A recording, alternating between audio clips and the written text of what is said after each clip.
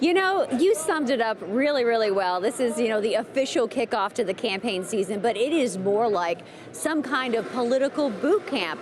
This year, there were bigger crowds than ever because they were actually busing people in. The big focus, of course, the race for U.S. Senate. There were jabs, jeers, one-liners, and even a joke about Anthony Weiner. Let's go! And with that, the Fancy Farm Showdown got officially underway, a packed house and vocal supporters. And it didn't take long for the mud to start flying. They told him to make a pitch on the internet for the women's vote, and he sent a check to Anthony Weiner. Senator Mitch McConnell is vying for his re-election bid. He fired up this crowd of hundreds. He took aim at his Democratic opponent and current Secretary of State, Allison Lundergan Grimes, and her ties to President Obama. But she says she's not backing down. And as long as he remains in Washington, D.C., D.C. will stand for dysfunctional capital. Republican businessman Matt Bevin is trying to gain some Republican support here and focused on McConnell's unfavorable ratings. They told for you because the people of Kentucky have had enough. Democrat Ed Marksbury also making his presence known in this field and on the stage by setting himself apart. Mitch says that he's been working for Kentucky. Now, Matt, if that's what you call working for Kentucky, we want him to stop. Back out here live at Fancy Farm, the big stage. Quiet now. People are going to actually enjoy the picnic, which is what this place is all about, enjoying the picnic for St. Jerome Parish. Now, we talked a lot about the Senate race and the focus on the Senate race here, but there were a number of other elected officials from across the state right here. The reason they were here is because the possible rumblings of certain people running for governor in 2015, and some of them just might shock you. I'm going to have details coming up tonight on 11 at 11. For now, live in Fancy Farm, Kentucky, Claudia Coffey, WHAS 11 News. It's one of the biggest parties in Louisville. Yeah. It's the infield at the Kentucky Derby, and these partygoers can leave quite a mess.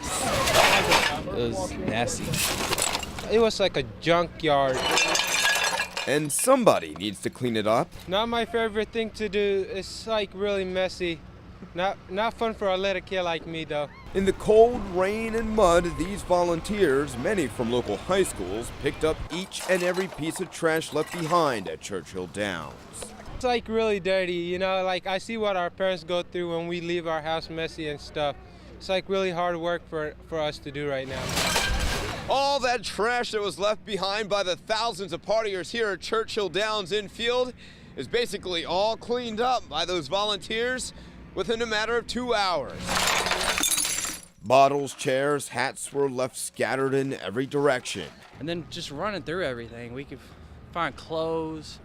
Like every people, I guess they're too drunk to bring back all their stuff, like tarps and their chairs. And they threw it all into the back of several garbage trucks that can each carry about 14 tons of trash. Johnny Archer, WHAS 11 News. I ran out the front of the house to try to get to the water hose, but the nozzle was not on the water hose, so we couldn't put it out. Jessica Smith tells me her boyfriend woke her as a fire consumed their living room. Smoke filled the air, startling next-door neighbor Paul Souders around 5 o'clock this morning. And my neighbor come by and hit on the window, said the house on fire, and we jumped up. We laid a line off, come through the back door, was able to extinguish the fire. In about 6 minutes, we had control. Within that time, firefighters say her house sustained heavy fire and smoke damage, a total loss. What caused the fire? We had a candle lit, and the cat knocked it off a table onto the ottoman, and it caught the ottoman and the bed on fire. Firefighters gutted this place at 5th and Longfield Avenue, not far from the backside of Churchill Downs. Yes. It's hard. I don't want to watch it. Home to Smith and her 5 children for 8 months. Irreplaceable items lost forever. All my pictures of my kids growing up, everything, like from the hospitals, from them, everything. Smith sat in the back of this police cruiser for hours, questioned by arson investigators. I thought I was going to jail. I was scared. She says aggravation and frustration set in with an overwhelming sense of loss. I know it's their job, but it was upsetting for it to happen right afterwards when I was still trying to come to terms with what just happened.